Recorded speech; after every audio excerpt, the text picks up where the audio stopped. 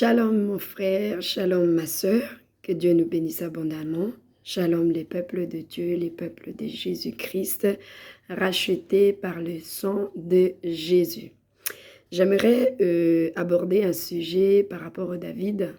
Il y avait beaucoup de choses que nous devons apprendre de David. Sa vie sur terre, son passage, il a beaucoup marqué. Il nous a beaucoup enseigné. D'ailleurs, il nous a laissé beaucoup de psaumes. Alléluia. Nous allons relever 3 caractères qu'on doit voir sur nous, les enfants de Dieu, les hommes de Dieu, les femmes de Dieu, les serviteurs de Dieu, pendant notre marche. Que David a reflété, bien sûr. Nous sommes dans les livres de David, en Samuel 16, en Samuel 17.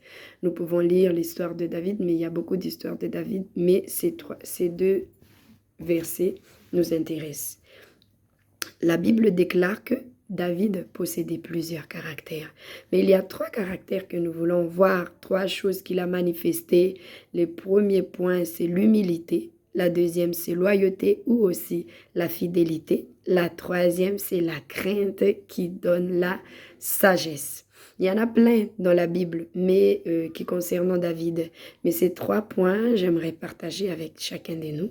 Nous le connaissons déjà, cette parole de Dieu, mais c'est juste un piqûre de rappel, un lancement des phares afin de secouer quelqu'un, afin de réveiller aussi quelqu'un. Alléluia. Dans l'humilité, la Bible déclare que David était quelqu'un d'humble.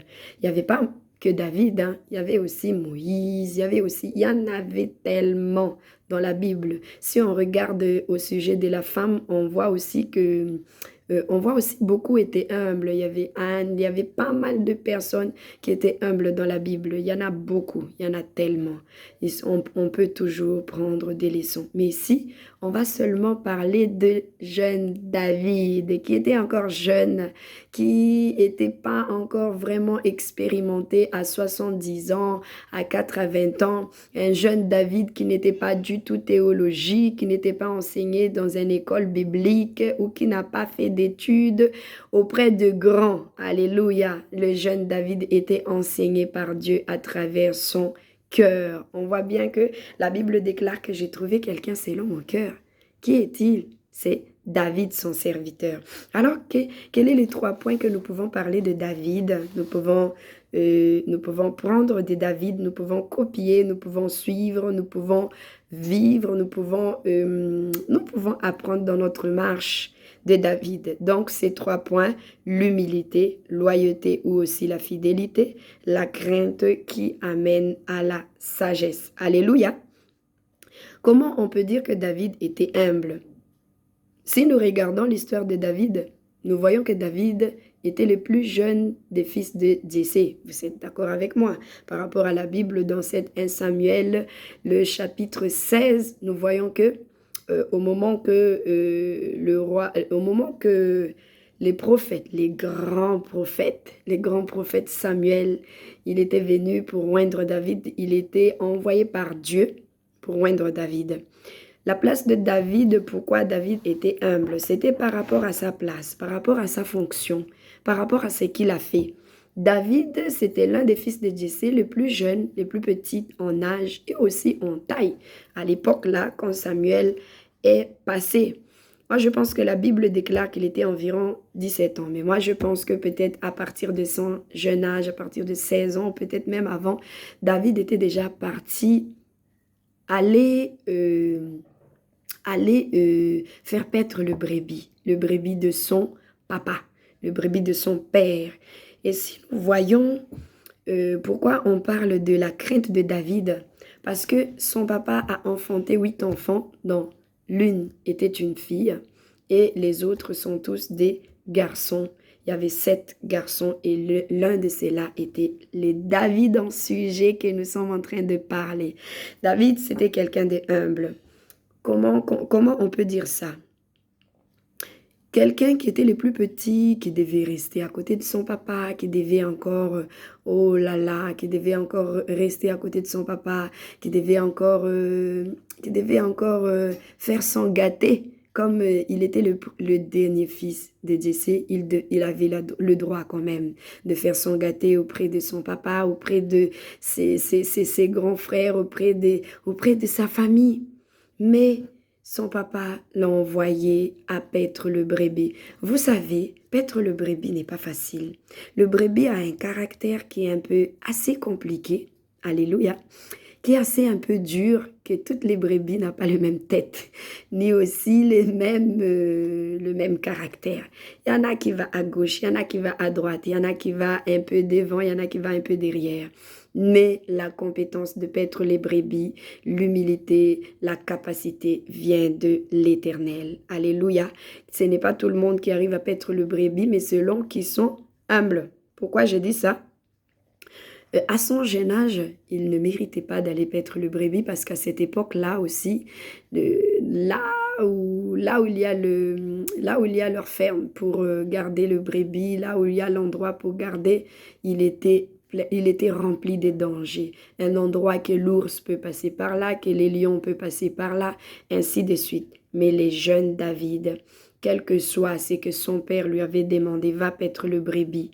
Il n'a pas regardé tout ça, même si il doit quitter loin de son papa, il ne peut pas en profiter tout le temps l'affection de son père, mais il va avoir l'affection de son brebis. Ça, c'est sûr. Donc, les sourires de ses brebis, les cinémas de toutes les brebis, ainsi de suite, il doit vivre cela. Mais le jeune David a accepté et il est parti. Alléluia. David a accepté de servir Dieu, à servir son père dans la place qui était entre guillemets, qui était un peu invisible aux yeux de la famille, aux yeux de l'ennemi. David a servi Dieu dans la place qui était un peu retirée. David a accepté de servir Dieu seul, sans ses frères, sans son père, sans sa famille, seul. Et même pendant cela, pourquoi David était humble, malgré qu'il était seul là-bas, malgré qu'il était retiré de toutes les personnes, malgré qu'il était loin, il a fait confiance à Dieu pour paître le brebis en faisant cela dans les plaisirs de plaire à son papa. Il a fait tout, donc son humilité a rendu son père fier de lui dans cette pâturage de brebis. Je ne sais pas si c'est le mot français qu'il faut, mais bon, dans son travail de paître le brebis. Quelle que soit la place que son papa lui a posée, quel que soit le rang dans la classe sociale que son père lui a placé, c'est-à-dire que loin des familles, c'est-à-dire que dans le travail un peu ignoré dans les yeux de toute la famille, il a accepté. Et accepter tel défi, accepter tel travail, mais besoin de l'humilité. Un peu contraire à plusieurs de nous. Quand on sert Dieu, on aime être vu, comme moi en train de parler sur les réseaux sociaux là. On aime être vu, on aime être connu, on aime être ceci, on aime être oh, c'est pas moi et tout ça là. Mais David n'a pas cherché ça. David a cherché à être connu par Dieu dans le secret. Et ça s'appelle l'humilité. Deuxième point que nous allons évoquer, alléluia, c'est la loyauté de David. David, il était loyal ou aussi fidèle. Pourquoi? Il a fait preuve de la loyauté en gardant les brebis de n'avoir perdu aucun des brebis que son père lui a confié. Voyez-vous, il y a quelqu'un qui était semblable à cela dans la Bible, qui s'appelle Jésus-Christ de Nazareth. Jésus, il a dit à son papa, qu'est-ce qu'il a dit à notre Père? Père, voici, je n'ai perdu aucun des brebis que tu m'as confié. Ça s'appelle loyauté. Il était fidèle à la tâche que le Père lui a donné de le faire. David aussi, il était pareil. D'ailleurs, si nous regardons l'histoire de David, Jésus-Christ, il est sorti de David. On dit que Jésus-Christ, fils de David. Pourquoi il n'était pas appelé fils de Jessé ou fils de Ésaïe ou fils d'Abraham ou fils de qui? Mais la Bible cite que Jésus était fils de David parce que tous les caractères que David reflétait, on a vu aussi Jésus le répéter. Alléluia. Même les langages, David, en comment il a manifesté cette loyauté. Malgré qu'il était jeune, imaginez à 16 ans ou 17 ans paître les brebis plein de dangers. Il n'est pas compétent, il n'est pas parti à l'étude de comment paître le brebis, l'étude de, il faut donner manger les brebis, l'étude professionnelle. David n'est pas passé par l'école professionnelle. David n'est pas passé par cette expérience de cinquième dan des dimensions. Il n'est pas passé par là. Mais David, il avait un cœur qui était fidèle. Cet cœur qui était fidèle, cet cœur qui était loyal, l'a amené même à perdre sa vie pour le brebis. Quelqu'un qui est fidèle n'abandonne pas le brebis. Quelqu'un qui est loyal ne laisse pas le brebis exposé dans les dangers. Quel que soit le prix à payer, il se donne tout entière, alléluia, ou tout entier à sauver le brebis. C'est-à-dire que il expose pas son brebis, il va pas le laisser blesser, il va pas l'exposer à toutes leurs affaires. Vous voyez, je crois que le Saint-Esprit est en train d'éclairer cela dans la tête de chacun de nous qui écoute cela. Alléluia. Mais David était loyal, était fidèle, jusqu'en donnant sa propre vie pour sauver la vie de brebis. Nous voyons cela dans 1 Samuel chapitre 16, nous voyons cela. Et il a témoigné aussi au roi Saül dans 1 Samuel chapitre 17. Il a dit quoi? Quand les lions étaient arrivés, il les tuait. Il défia les lions afin que les brebis n'aura pas des malheurs, n'aura pas des blessures, afin que les brebis ne soient pas tuées. Arrivé aussi de l'ours. Qui est dans ce monde, est-ce que toi qui m'écoutes là, tu arrives à tuer un ours avec tes propres mains là, les mains nues là? Est-ce que tu arrives à tuer des lions, d'arracher les gueules de lions comme ça, de les déchirer avec tes propres mains?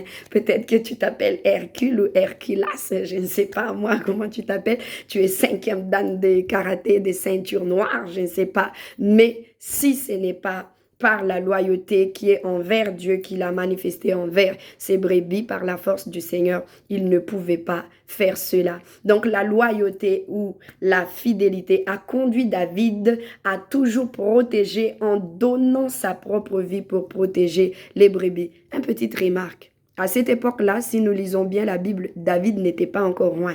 C'est-à-dire qu'on ne peut pas dire, David, il était déjà roi, donc les forces de l'Éternel, lui ont monté dessus, les forces de l'Éternel a manifesté. Non, David n'était pas encore du tout roi.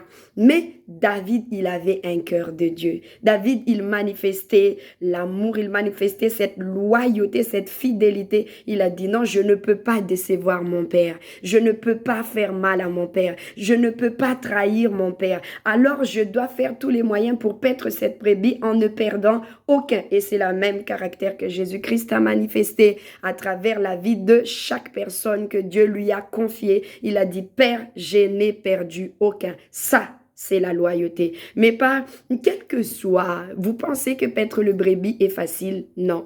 Paître les brebis est difficile. C'est pour cela que Jésus a demandé à Pierre, Pierre, m'aimes-tu? Paye mon brebis. Pierre, m'aimes-tu?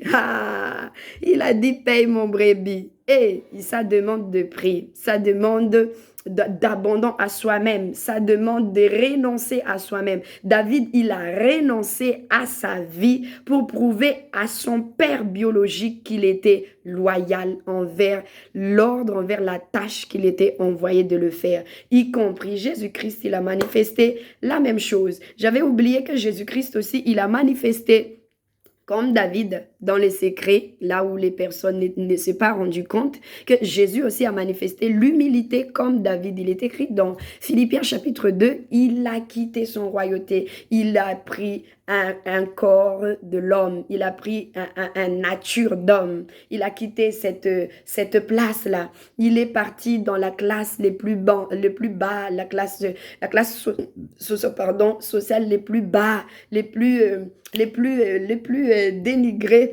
insignifiants et tout le reste que personne n'a remarqué que ça, c'est le Fils de Dieu. Donc, c'est pareil aussi avec le Fils de Jessé. Jessé, c'est quelqu'un qui avait les moyens. Jessé, c'est quelqu'un qui était quand même riche en Israël.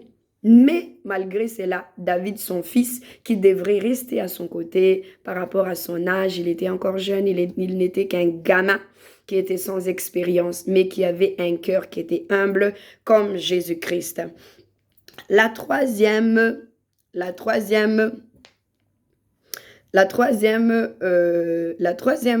caractère que nous allons évoquer, c'était la manifestation des craintes de Dieu de David.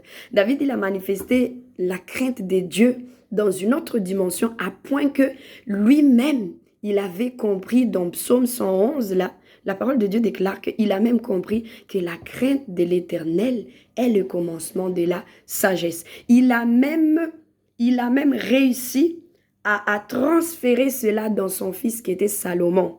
On ne va pas entrer dans la vie de Salomon, mais il était très sage, dit la Bible, malgré sa faim. On ne rentre pas là-dedans, mais ce qui est bon, on le prenne dans la Bible. David, c'était quelqu'un qui craignait Dieu. Et si nous voyons aussi Jésus, à son jeune âge, vers 12 ans, la Bible a déclaré que les chefs de synagogue qui étaient dans les synagogues, qui étaient dans ces temples, en voyant la sagesse de Jésus, ils étaient étonnés. Ils ont dit d'où vient cette intelligence, d'où vient cette sagesse. Tellement Jésus manifestait la sagesse. Alléluia. Mais David, il manifestait la sagesse, mais il était aussi jusqu'à la fin de sa vie à la recherche de manifester la sagesse de Dieu. Alléluia. Comment je peux dire que David manifestait tellement la sagesse de Dieu? Comment il a manifesté la crainte de Dieu? David a manifesté la crainte de Dieu, c'est toujours accomplir la volonté de Dieu comme il était avec son père. Alléluia. Il a toujours voulu accomplir ce que son père lui avait recommandé, sans erreur, sans échec et sans attrister le cœur de son papa, mais toujours dans les réussites. Et David a réussi avec Dieu. Il a fait quoi? À travers cette crainte de Dieu, il a réussi à conduire le peuple de Dieu dans la voie de l'Éternel. C'est lui qui a commencé à dévier dans l'idole, c'est lui qui a commencé à dévier dans la meurtrière, c'est lui qui a commencé à dévier dans l'orgueil, dans l'ignorance, dans la perdition, à s'éloigner de Dieu. À travers sa crainte de Dieu, David a réussi à ramener le peuple de Dieu vers Dieu. Alléluia. La crainte de Dieu aussi a amené David à toujours donner la gloire à Dieu à chaque fois dans sa vie. Quelles que soient les choses qui passent dans sa vie, il cherche toujours à donner la gloire à Dieu, à rendre toujours la gloire à Dieu. L'épreuve, quand il a commencé à combattre les géants Goliath qui étaient devant, il a dit, toi tu avances avec l'ange Javélo et tous les restes, mais moi j'avance contre toi à travers ou au nom de l'Éternel. Et quand il a dit que quand il a eu la victoire, il a dit, ce n'est pas lui, mais c'est l'Éternel. Parce que Goliath a menacé les peuples de l'Éternel, le nom de l'Éternel. David, il avait les craintes de Dieu qu'il n'a volé aucun des gloires de Dieu. Il n'a volé aucun de la louange pour Dieu. Il a redonné la gloire à Dieu à chaque moment de sa vie. Alors voilà, nous arrivons à la fin de ces trois caractères que je voulais partager. Alors nous, les chrétiens, les hommes, les femmes de Dieu qui sont dans ces temps de la fin, ne cherchons pas à compliquer l'évangile. Ne cherchons pas des grandes capacités ou je ne sais pas comment, mais cherchons seulement à être comme David, à toujours consulter Dieu afin que la crainte de Dieu soit toujours là. Cherchons toujours à manifester que nous marchons avec le Saint-Esprit. Mettons notre confiance totalement à Dieu. David, il a fait cela, il a dit que même si quand je traverse les vallées de l'ombre de la mort, je ne crains aucun mal car je sais que Dieu est avec moi, parce qu'il sait que dans son caractère, il sait qu'en lui, il est humble, il sait qu'en lui, il est rempli de fidélité. Il ne peut pas décourager Dieu. Il ne peut pas donner la désolation à Dieu. Il ne peut pas entrer dans l'échec. C'est pour cela qu'à chaque fois qu'il va faire quelque chose, il consulte Dieu, il demande Dieu. Et si Dieu n'est pas avec lui, il ne fera rien. Ce n'est pas si on n'a pas fait d'études de théologie. Ce n'est pas si on n'a pas fait les études de la Bible. Moi, je ne dis pas que la connaissance, on n'a pas besoin. Moi, je ne dis pas que l'étude biblique, c'est inutile. Moi, je ne dis pas que ta connaissance de la Bible ne serve à rien. Non, je n'ai pas dit ça. Mais ne mets pas ta force là-dedans. Parce que la parole de Dieu déclare que ceux qui sont conduits par le Saint-Esprit sont enfants de Dieu. Jésus-Christ est sorti des rejetons de David. On appelle Jésus maintenant les lions de Juda, le fils de David, parce que David a manifesté le cœur de Dieu qui était humble, qui était loyal, qui était sage. Donc nous aussi, les hommes et les femmes de Dieu, ne nous soyons pas orgueilleux, ne nous voyons pas trop grands, ne nous voyons pas trop puissants, ne nous voyons pas trop utilisés par Dieu.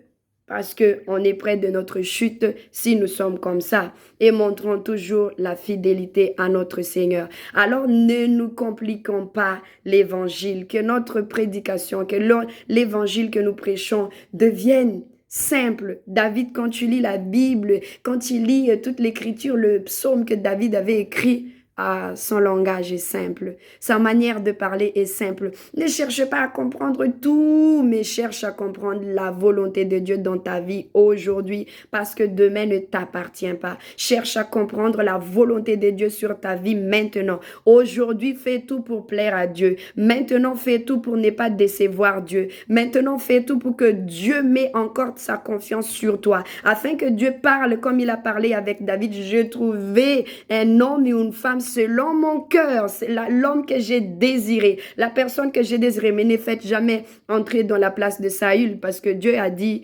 dans cette 1 Samuel chapitre 16 là, qu'il a déjà rejeté Saül. À cause de quoi? À cause de sa désobéissance, à cause de sa infidélité, inloyauté, je ne sais pas si on peut dire inloyauté mais infidélité, à cause de manque de l'humilité. Dieu a dit, a fait ça. Lui, il voulait faire à sa tête. Pourquoi? Parce qu'il pensait qu'il savait plus que Dieu. On ne connaît pas plus que Dieu. Nous avons besoin de Saint-Esprit. La parole de Dieu déclare que le Saint-Esprit nous dira ce que nous devons faire. Il nous conduira dans toute vérité, mais pas moitié de vérité, toute vérité. Alors, ce que j'encourage chacun, accroche-toi au Saint-Esprit. C'est lui qui connaît ce qui est dans le cœur de Dieu. C'est lui qui sonde les cœurs. C'est lui qui lit les pensées. Accroche-toi au Saint-Esprit. On ne t'enseignera pas des faux prédications. Jésus a dit dans la parole, il a déclaré dans Ésaïe, il a déclaré ainsi, l'Esprit de l'Éternel est sur moi, car il m'a oint pour annoncer la bonne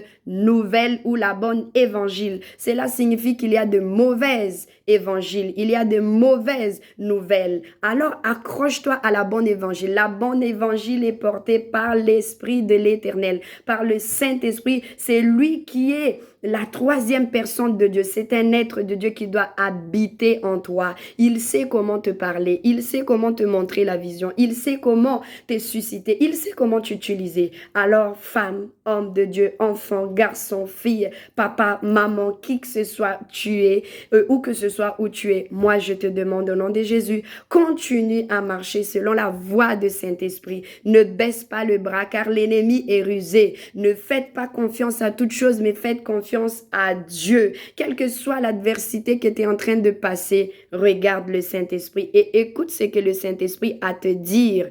Et fais cela. Sois humble, sois loyal, sois fidèle et surtout, aie la crainte de l'Éternel de tout ton cœur, de toute ton âme, de toutes tes forces. Et pourquoi aussi le secret de David, il a arrivé à faire tout cela? Il a dit, je garde constamment dans mon cœur la parole de l'Éternel. Je surveille constamment dans mon cœur afin de ne pas afin de ne pas bafouer les commandements de l'Éternel. David, c'était quelqu'un qui craignait Dieu en observant la parole de Dieu, en faisant attention à la parole de Dieu. Donc, la parole les plus sûre pour nous guider, c'est la Bible. Il se trouve dans la Bible. La Bible a plein des histoires, la Bible pleine de vie de quelqu'un, la Bible aussi est remplie de la parole de Dieu. Alors, si il y a un guide que nous devons vraiment écoutez, que nous devons vraiment regarder, c'est la Bible. Je ne bafouille pas l'autorité de votre pasteur, de votre prophète, de votre docteur, de votre évangéliste,